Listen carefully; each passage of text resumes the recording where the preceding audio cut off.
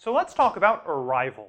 This science fiction movie, directed by Denis Villeneuve, that came out November 11th, is based on a short story by Ted Chiang and stars Amy Adams as a linguist tasked with deciphering the language of aliens who have arrived on Earth. Just as we touched on in our recent episode about alien languages, when we look at those languages in fiction, the way that they and their linguistics are portrayed isn't always the most true to life. It's kind of like how when you see a blurry picture in CSI, the detectives can always magically enhance it in a way that isn't really how pictures work. So a lot of the time, fictional linguists can magically figure out what aliens are trying to communicate. And this can be pretty effective for storytelling, but it doesn't do much to represent how language actually works. That's why it can be extra fun when a movie or a book makes the effort to depict what linguists actually do. In the case of Arrival, which was filmed right here in Montreal, Canada, the filmmakers consulted with a team of linguists from McGill University for their invaluable input to make sure the science was up to snuff. We're very happy to say that we got the chance recently to sit down with the linguists who helped work on the movie, to talk a little bit about their involvement, the filming process, and the science behind the story. Let's start off with how each of them was involved with the initial setup. Yeah, so I got involved originally through Morgan Sonderegger. He was contacted first, and he did a lot of the sound work on the film. And at some point, they wanted to talk to somebody who had done field work, and so Morgan suggested they get in touch with me. I'd actually read the short story long ago in high school, and so I had some connection to this movie already. I was skeptical at first when I saw the email, but then somewhere at the bottom I saw Paramount Motion Pictures, and I thought, yeah, I've heard of them. I had some involvement early on in consulting with the movie in the process. I read some early version of the script.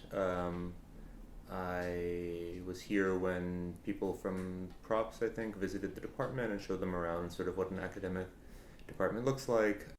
I agreed to get involved as a consultant, and the first steps were Morgan and I both read some drafts of the script and gave feedback on it, so it was like doing a review but of a script rather than of an article. So we gave them feedback on that, and then a lot of the work was with the set design crew. So they came to my office, they took pictures, they said, oh, this is what a linguist's bag looks like, and they took pictures of all the things around. They wanted to rent the books off of our shelves for Amy Adams's character, Louise Banks, for her set office. I didn't have enough books, so they came up here to Lisa's office where they got some more books. So my office, and if you see the film, you'll see that the office looks very much like mine. In particular, the mess, I think they wanted something that looks a little bit absent-minded professor-ish, and mine is naturally like this. So, and they came and took lots of photos, and I see lots of little bits of my office in the film itself. So, is that cool? Is that strange? Yeah, I think it's certainly strange. What I found strange is, if you notice, I have a lot of blue books, right. And they liked the blue books. And behind you, I have a lot of beige, kind of cream-colored books, and they liked those. So they kind of went by color, I think, a lot. But people, when they walk into this office, notice all the blue books, and that carried over to Amy Adams' office. Yeah. Definitely a color scheme going on. Yes, yeah. There's a color scheme, which is accidental in my case, thought out in their case. It's good that you were not just sort of like, this one is blue. Yes, no, I didn't go in and buy it by the yard.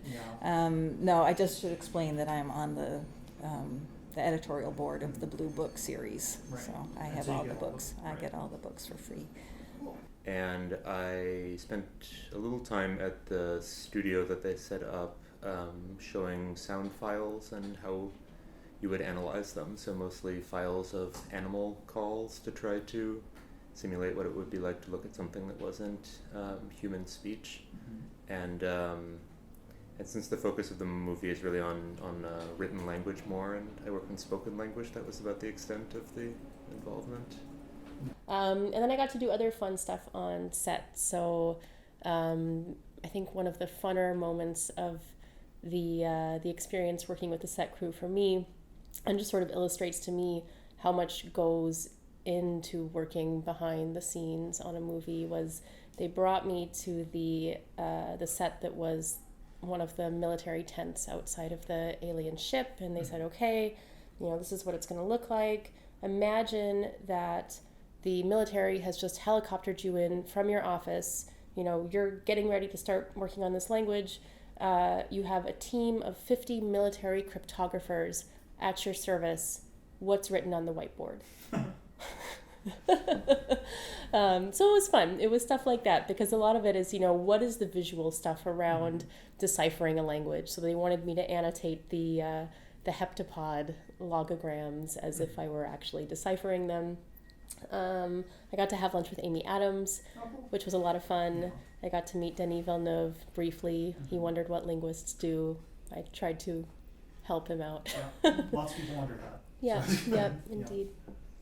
That was the other thing I got to do, is her, so her office is actually an office at Concordia, just down the road, and they came and they took a picture of my blackboard, which had normal syntaxy notes on it, and they said, okay, we're going to put this on her blackboard, whatever it was. And then at some point they called me and they're like, Jessica, can you just come down here and draw on this blackboard for us? I don't understand these lines and squiggles. So I got to go draw trees on her blackboard. Nice. I snuck in some citations to friends' work. We'll see if it makes it onto the big screen. That's like the best kind of like little, Easter egg. Like, look, that's you. You're in the movie. Yeah. Nice. Yep. So that's how they dealt with the setup. What about for trying how to analyze the language in the movie? Yeah, so that was interesting. They FedExed me a whole bunch of alien logograms, and they said, imagine it's really your job to decipher these, get to work. And the artist who did them, there are patterns in there, and so, I did a little bit of heptapod logogram deciphering. Cool. But the heptapod language doesn't just have the writing. What about the speech? How do they deal with that? What can you say about speech when it's not, or a sound that you're hearing when it's maybe produced by some organism but not human speech? Right. So a spectrogram is to speech sort of, it's like a more detailed version of what a musical score is to music. So speech is made up of sounds of different frequencies or different pitches that are put together at a given point in time, like a chord of music. And then you can see how that develops over time, which is sort of what a musical score is doing. So in a spectrogram, we have that information, but it's just a lot more detailed than being able to see musical notes. So you get information about how much high frequency sound there is, so like if a baby is talking versus low frequency sound, and how that develops over time. You can reconstruct a lot of information about what you are doing in your mouth, with your tongue, with your vocal tract, with your throat, just based on what you see in this kind of musical score type picture. So it's really for figuring out what you were doing in producing the sounds. Right. Phoneticians who are really good at this can actually read spectrograms and figure out what someone was saying without actually listening to the sound at all. So in theory, it actually contains all of the information that you would need to be able to reconstruct something about the sort of organ that was making that sound. So to some extent, yes, reading what is being said via spectrogram in a sort of detailed way does require some assumptions about what the object is that is producing it. That said, under a lot of the models that are actually used in phonetics and speech production more generally for for sort of reasoning about what do we expect this sound to look like, this is sort of being able to see speech, what do we expect it to look like based on how it's produced? The models that are actually being used are quite simple often. They're often just something like, there's a tube, like put a little perturbation in the tube. So it actually doesn't have most of the things that are a complication of a vocal tract, and they actually mostly come from math that was originally developed to describe other things like musical instruments or bowls or, in a shower, what are the different sounds that it makes. So because these are very general properties, I guess I would have to assume that as long as the aliens are using some sort of way of producing sound that we're familiar with, at least if it's some sort of cavity, we might be able to say something about it. There are other aspects of speech, like when you see sounds from a so-called fricative, things like S and esh, that basically is just sound that happens every time you, it's turbulent sound, which is what happens whenever air hits an airplane wing, or if you just blow air at my hand, like this sort of higher frequency sound. So if we saw something like turbulence, we'd say, okay, somewhere there is something that air is hitting hard. Maybe it's something like teeth, maybe it's some sort of protrusion. But certainly being able to say some really detailed things about like, okay, this is exactly how they're making it. would be sort of hard if we didn't know anything about the physical system producing it, I think. Right. Yeah. No, that makes a lot of sense to me, I think. So it makes some sense that in the movie, if I understand right, they find that this actually is a lot harder to decode than the writing system when you have it, right? So for most languages, the speech is all we have to work with, right? They don't have a writing system. But if you have one, it's often captured it's normalized a lot of the variability that was in speech down to the symbols that are sort of meaningful to the actual speakers. Right. So you've kind of done the job of the spectrogram for you. Yeah. And dealing with the linguistic data goes beyond just dealing with the speech. There are a few different concerns that the movie brings up. Let's start with linguistic determinism. That's the idea that language determines your thought. Yeah, so I think one thing we know as linguists that maybe the general public is sort of less aware of is that human languages share so many basic properties in common, and that a kid can learn any language, no matter how different they are, which makes the question of how different could how much could a language really influence sort of your basic cognitive processes?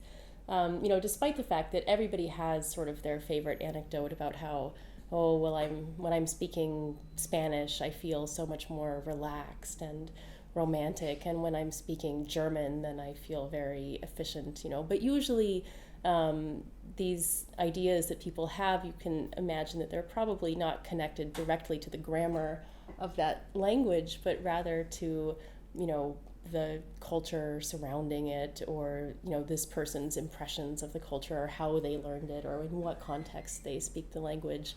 So usually when you push people on this, it really seems to be not about does the language have clitic climbing or not, but rather the situation in which they learn the language. As linguists, we are very skeptical of this idea that your thought processes could be radically altered or determined by learning another human language.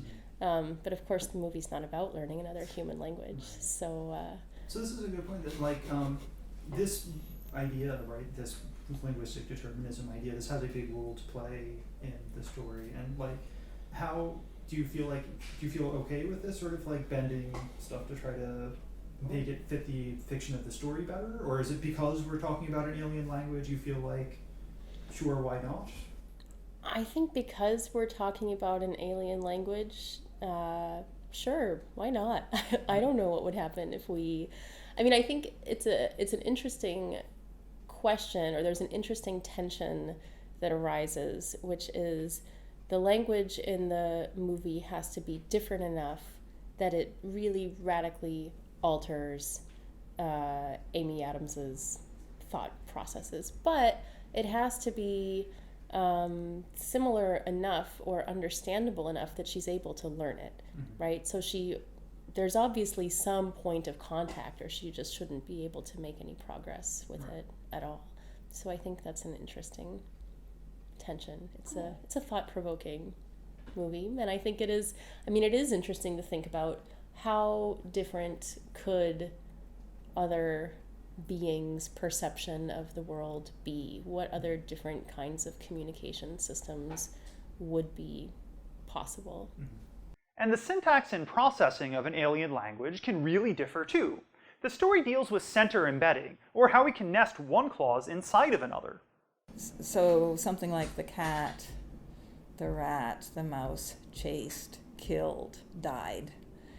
And I think that comes out to a grammatical sentence. So the idea is that we have a machine that creates our sentences and produces our sentences, and technically that machine can create these sentences that have that sort of center embedding, yet they're almost impossible to parse. So this is a processing problem. So the idea is that competence, in terms of competence, you can create them and technically should be able to understand them, but there's a performance issue at the end. Some languages seem to, the head final languages, Japanese, German, languages like that, perhaps tolerate this more, but even those languages have a limit on how much center embedding they can do. So there are certain things that are, in terms of competence, possible, but perhaps in terms of actual use, impractical. Right. You could imagine that maybe an alien brain wouldn't have that processing problem, and but they would still have the same competence. If they were producing center embedding, that wouldn't say that they have a different competence from us, but they might have a different parsing ability that would allow them to parse this Right. So sort just of sort structure. of an ability to take it out further. Right. Right. So that's something that like it's within our grammar, but we can't really make it Useful. right. Okay. Right. But but again, we're talking about it. So are there things that you can think of that aren't present in human language that you would be surprised to find? It's like, oh, this is really interesting if we saw this. Because in it doesn't. you know. Well, they're the typical ones that Chomsky long ago mentioned, like structure. The sorts of rules we see in our grammar are sensitive to structure. So there's an example. If you have what's called descriptively subject-docs inversion, so you say, they will be late, will they be late, that turns it into a sentence. So superficially, you're taking the second word and putting it now in front of the first word. So they will be late now becomes will they be late. So we're just switching the first and second word. So linearly, that could be the rule, but in fact, that's not the rule. So if I make the they very long, so the children or the children of my neighbor, you're not going to switch the first and second word, you're going to switch the auxiliary and put it in front of the subject. So will the children of my neighbor be late, and not children of my neighbor will be late. So if a language did that, in fact, if you didn't tell me if it was an alien language or human language, and I knew there were alien languages, I would say that would have to be an alien language because that's not part of our linguistic competence. So something like that, where it counts, like you take the seventh word and put it in front, or you switch the sixth and seventh word to make a question. That would be possibly something an alien language could do, but I wouldn't expect to find that with a human language. If there was a language that took the Fibonacci number series and used it somehow in a grammar, I just think that would be really neat. Yeah. So, because it exists everywhere in nature, but not in language. Right. And presumably aliens are part of nature. And why not? If daisies can have Fibonacci series of petals, why not? But what about language variation? We have a lot of that on Earth. Should we see that in movies like this too? I mean, it seems great that linguistic diversity is being presented however it happens. But yeah, the fact is that all aspects of language are very variable within a given population of people who speak it. So within, Canadian English or Quebec French, I mean, there's so much richness in terms of and what you can tell from somebody's voice. So we have to assume that. I guess the way I would think about it in these movies is, so maybe the whole planet doesn't speak this language, but probably the people we get to meet from that planet might speak very similarly. Because if you think about, on Earth at least, in a given profession, it's often people from a certain background, we expect they're going to have something like a university education, if they're on a spaceship flying around. So it actually wouldn't surprise me that much if there wasn't as much variability as there would be in the population at large. But in terms of how a whole population speaks, it seems like it would be nice to have more some diversity in the kinds of speech sounds that are used. It would take a lot of time to construct that world, right? I mean, this is one thing about studying variability, at least in speech and how people talk, and I think in even other aspects as well, like syntax, is that basically to study anything involving variation, you need a lot of data, because you need enough data to be able to actually not just say like, okay, this thing happens in this language, like verbs come at the beginning or verbs come at the end, but you need to be able to get like a probability, a number of how often does that happen. And it's like if you needed to figure out how, like, is this a fair coin or not that I'm flipping, you'd have to flip it enough times to tell that, right? So if I'm in a movie, I'd have to like hear someone long enough to be able to sort of know, okay, this person sounds different from that person in terms of like the variability in speech. So it seems like a lot to sort of expect perhaps, but it would still be nice. They could certainly have shibboleths, right? Like, which is a way that people in the world often deal with language variation, is that there are certain aspects of variation, like whether you say like about or about, right? that are very salient to speakers of North American English, even though that's just one of many aspects of language variation.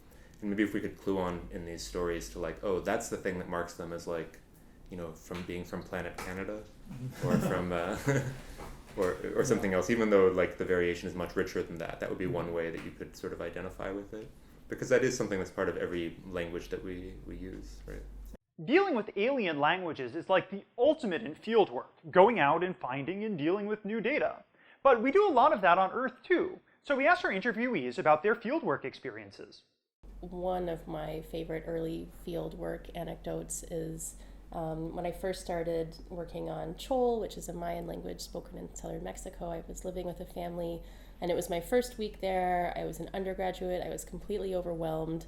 I barely spoke Spanish. I definitely didn't speak Chol, and I was trying to elicit some basic word order stuff. And I kept asking, how do you say this? Okay, could you also say it this way? Or no, I would ask, can I say it this way? And can I say it that way? And I kept getting, yes, you can say it that way. Yes, you can say it that way. And at some point I just thought, this doesn't make any sense. And then after a little while, it occurred to me to ask, and by a little while I mean several days, it occurred to me to ask, okay, I can say it that way. Would you ever say it that way? And she said, oh, no, definitely not. But you're doing great. I understand exactly what you mean. Great job. You're trying really hard. And so the woman I was staying with was, being extremely generous to me because she thought that, my Chol sounded pretty good for somebody who was learning. But I think that's a good illustration of the subtleties that go into this kind of work and the kinds of misunderstandings that can arise. Because she thought she was complimenting me on doing a nice job, and as a result I was starting to believe that maybe Chol was barely a human language. It's the most permissive language ever. Exactly. You can say anything in any order you want. So from then on I learned to ask, would you say it this way, and ask her to repeat it back to me. Yeah. People see me as a field worker, and I don't see myself as a field worker, and I'll explain why. So I work on Malagasy, which is a language spoken in Madagascar, which is off the east coast of Africa. I came to Malagasy first as a non-linguist, so I worked there, I taught English there and learned the language somewhat, then got into linguistics. So I was working on a language that I already knew fairly well. So I don't see myself, I'm not like other field workers who really know nothing about a language and figure it out from scratch. So I really am not a field worker. And in fact, my field work sessions now involve going to a food court 3 blocks from here and speaking to a friend of mine who speaks Malagasy. So it's not your traditional view of what field work is. But in that way, you can think of doing field work as a continuum, because everybody who does elicitation type of linguistic research is trying to get data, and they're not a native speaker of the language, is working with somebody who is a native speaker of the language, and we're trying to figure out what data sets are, and we're asking questions. But you could be working on English and doing this. You could be I work on, say, German or other languages. So if that's field work, I'm a field worker. But I'm not the more traditional field worker of helicoptering, sometimes literally, into some place and learning a language from scratch. But basically it's the task is to discover patterns in a language by having a hypothesis, the scientific method. You have a hypothesis, you test it out, you see what you predict to be grammatical, ungrammatical, and you test it out with a native speaker, and then you revise your hypothesis if necessary. A really good strategy to have is just to be flexible, and maybe not necessarily to have a number one strategy or a number one goal, because doing field work means you're working with speakers of a language, and that it can vary so much depending on who you're working with, what the community is like, what your role is. And so I think just being flexible and taking the time to establish a positive working relationship is important. Yeah, I think this is something that the movie did a very good job at, is sort of showing how flexible you have to be in order to do field work. So there's a great scene in the movie where at first they walk in and they're all wearing their space suits, and they have all kinds of protective gear to protect them from the from the aliens, and at some point Amy Adams just says, you know, enough is enough, I'm taking this off, I need to be able to really interact with them face to face, and all the military guys are going, what is she doing? But I think that's sort of, you know, understanding that in order to really do successful field work, you can't just walk into a community and go straight to complicated scope judgments, right? You have to sort of start basic and first establish a relationship with someone, and I think that comes out well in the movie. So that's it. We want to say thanks again to Professors Jessica Coon, Morgan Sonderegger, and Lisa Travis for volunteering their time. If you haven't gone to see Arrival yet, please do. It's an amazing movie. If you like this, or you want to see more stuff like this, let us know in the comments. And we'll be back next time with a regular video. See you soon.